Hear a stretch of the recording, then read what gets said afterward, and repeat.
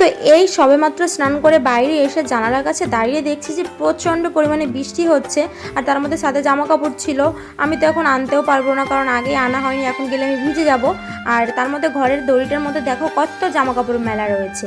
আর এখন আমি খেতে যাব, কারণ অলরেডি 3:30 বেজে গেছে, তাই প্রচণ্ড খিদে পেয়েছে। তা চলো এখন খেতে যাই। আর আমি তেমন কিছুই রান্না করিনি, রান্না করেছি হচ্ছে আজকে আলু ভাজা আর হচ্ছে ডিম সেদ্ধ, আর কিছুই করিনি। আর তোমাদের দাদা ভাই দুপুরের লাঞ্চটা অফিসেই করে, তার জন্য আর বাড়ি থেকে এখন টিফিন নিয়ে যায় না, দুপুরের খাবারটাও নিয়ে যায় না।